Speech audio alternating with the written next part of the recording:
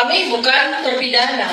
Kami adalah akademisi yang secara kebetulan mendapatkan undangan klarifikasi oleh Polda di dalam beberapa pasal-pasal yang dituduhkan oleh beberapa pihak. Ngemis kau tipa. Adalah Saudara Joko Widodo.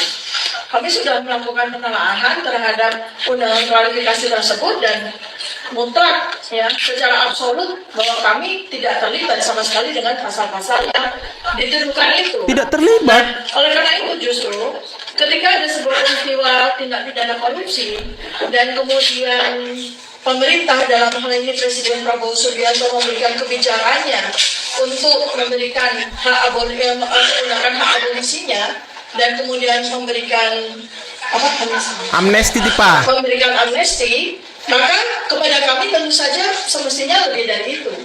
Lebih dari Kami itu. tidak melakukan tindak pidana sama sekali.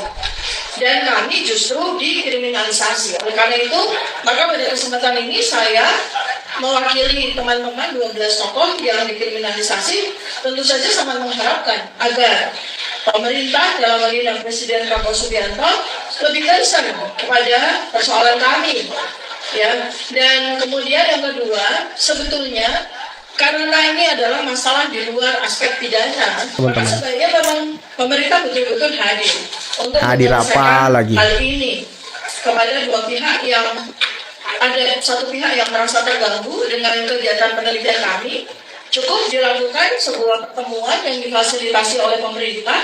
Dan apabila persoalan pokoknya adalah sebetulnya ijazah, maka pada forum tersebut yang dibuat oleh pemerintah, yang diselenggarakan oleh pemerintah, tinggal diminta saja yang bersangkutan Saudara Joko Widodo menunjukkan ijazahnya. Sebagaimana juga sudah dilakukan oleh beliau, oleh yang bersangkutan sendiri di dalam beberapa kali kesempatan. Kalau beliau tidak melaporkan kasus ini ke Polda Metro Jaya, tidak akan ada kasus ini berlarut-larut. Prosesor, Kalau kemudian prosesor. dia juga duduk manis aja di rumah di Solo, dan kemudian seperti yang juga beliau ungkapkan kepada ibu-ibu yang menjadi jurnalis itu kan dia ngeliatin gini, nah liatin aja. Ini loh ijazah asli saya, dan kemudian tinggal kemudian kita melihat itu benar asli atau ada yang lain. Lihat ya. Tidak jujur, yang punya sakit, tapi yang teriak-teriak, partai yang berwarna coba. Dan saya lakukan kalau punya ijazah. Ketawa kau. Dari sana. Pada sore hari ini, saya Muhri Fauzi Hafiz, Wakil Ketua IPW PSI Sumatera Utara, membuat laporan Polisi. polisi di Polda Sumatera Utara terkait dengan pernyataan saudara Roy Suryo yang membuat teknologi tentang logo partai kami yang baru, Partai Gajah, Selesai Roy Suryo. yang artinya tidak ada ijazah. Semoga proses ini bisa memberikan pemahaman, pengertian pada setiap orang di mana saja berada untuk tetap tampil di depan publik sesuai dengan ketentuan peraturan perundang-undangan dan hukum yang berlaku. Masih terus bergulir. Apakah menurut Abang juga apa memang ada sosok orang besar di balik ini semuanya, Bang? Ya, tentunya setiap kepentingan yang terlalu tajam, terlalu mengarah ke satu sisi yang kencang, tentunya ada orang di belakang layar. Kita nggak tahu siapa tahu orang di belakang layar Roy Suryo adalah temannya, kan anak kita tahu gitu. Jadi selalu ada yang begitu. Jadi anggapan itu adalah prediksi, dan prediksi boleh disampaikan karena sebagai prediksi.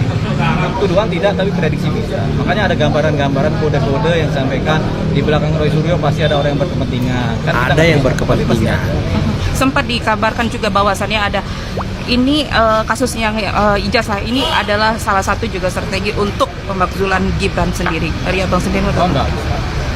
Terlalu naif itu kalau sampai diupayakan seperti itu. Jadi mengait itu terlalu naif, terlalu jauh gampang putusnya. Kalau ibarat bikin rantai itu rantai berkarya udah gampang putus, dikaitkannya ya putus. Jadi nggak bisa. Kenapa? Karena pemilihan Gibran Prabowo itu kan pemilihan yang demokratis, yang disahkan berdasar undang-undang. Jadi ya sudah, apalagi sudah menang secara kasat mata 58%, jadi yang nggak bisa diapa-apain. Gitu. Kecuali Wapres maupun Presiden itu bertindak menyalahi atau melanggar undang-undang tetap bisa, atau tidak bisa menjalankan kegiatannya dalam jabatannya, misalnya sakit berkepanjangan ya baru. Oke, pesan buat Roy Suryo CS Bang. Kita udah nggak bilang Roy Suryo sama CS-nya supaya minta maaf, ya nggak usah, kan gitu kan. Udah 3 kali dibilang minta maaf nggak mau dia. Ya udah kita bilang Bang Roy Suryo jangan banyak stres, jangan banyak depresi, ya. Hadapilah semua masalah dengan baik, dengan bersyukur kepada Tuhan. Banyak berdoa lagi kita ucapkan ya. Tapi yang paling penting jangan kemudian dia stres dan depresi, nanti bahaya. Orang kalau depresi kan kalau salah bisa bunuh diri. Jadi jangan sampai dia bunuh diri lah, gitu. Jadi Apalagi tipa ya dia kan. harus tawakal, pasrah sama Tuhan, hadapilah masalah, hadapilah persoalan hukum dengan baik dan benar. Seperti dia dulu kan, waktu dia kena kasus yang yang zaman dulu juga itu kan dia kan hadapi masalah dengan sakit. Betul, kursi roda. Mungkin itu juga bisa dipakai itu cara-cara seperti itu. Ngomong-ngomong soal sakit nih Bang, akan ada drama-drama sakit lagi nanti ke depannya menurut Abang? Akan Bang Roy Suryo udah lebih pengalaman. Sakitnya apa kita nggak tahu nih. Kalau kemarin kan sakitnya leher. Kalau sekarang sakitnya apa kita nggak tahu. Mungkin nggak sakit lagi dia sekarang. Pinggang. Keker aja udah kuat kan. Cuma satu lagi temannya kan lagi di luar negeri tuh. Egy Sujana kan. Nah, mungkin beliau yang kemudian karena sudah pengalaman 3 kali nggak mau 4 kali. Gitu. Sama kayak Faris RM udah 3 kali, 4 kali nggak mau 5 kali. Gitu. Itu Egy Sujana juga begitu. Makanya dia stepnya jangan sampai saya masuk lagi lah. Iya. Benar-benar dia di luar negeri sampai kapan kita nggak tahu. Nah itu Bang, katanya kalau Egy Sujana pergi ke luar negeri, kabarnya kan memang melaporkan untuk ke Amnesty International. Tapi banyak juga netizen yang beranggapan bahwasannya dia melarikan diri. Amnesty International kan bukan dalam konteks yang seperti itu. Amnesty International kan sifatnya pengampunan orang melakukan kejahatan diampuni kan. Itu amnesty kan, arti amnesty kan pengampunan. Jadi nggak pada tempatnya juga dan nggak bakal diterima juga. Perkara-perkara pribadi di suatu negara diterima sebagai suatu perkara internasional. Perkara Amnesty International itu perkara antar 2 negara, kelompok dengan kelompok tapi 2 negara yang berbeda atau memberontak dengan satu negara. Sebagai warga Indonesia nih Bang, malu nggak Bang sampai ini juga sampai ke Amnesty International? Ya kita nggak malu, soalnya orang yang nyampein ke sana juga nggak tahu malu, masa kita malu gitu. Biar berbicara kebenaran, saya berbicara kebenaran. Bapak Jokowi itu adalah betul-betul lulusan UGM. Betul-betul Saya lulusan bisa tahu UGM. dari mana? Saya dari pergaulan saya dengan teman-teman Dewan Guru Besar. Ketika saya menjabat sebagai ketua guru besar, ketika pada waktu itu ada Dies, kemudian Pak Jokowi datang memberikan sambutan, Pak Jokowi ada acara kemana-mana, saya bertanya-tanya, Pak Jokowi itu betul enggak, apakah dia betul lulusan UGM? Saya bukan hanya tanya di situ, saya tanya kepada mahasiswa, pada nanya, suatu saat di tempat kami di Fakultas Psikologi ada reuni. Ya, teman saya itu kemudian menunjuk, kalau adikku itu dulu teman seangkatannya Jokowi. Gitu loh. Lah bukti-bukti itu saya sekali lagi bukan berarti kalau saya benci pada Jokowi kemudian menutup segalanya, tidak. Kebenaran harus tetap ditegakkan dan saya punya bukti.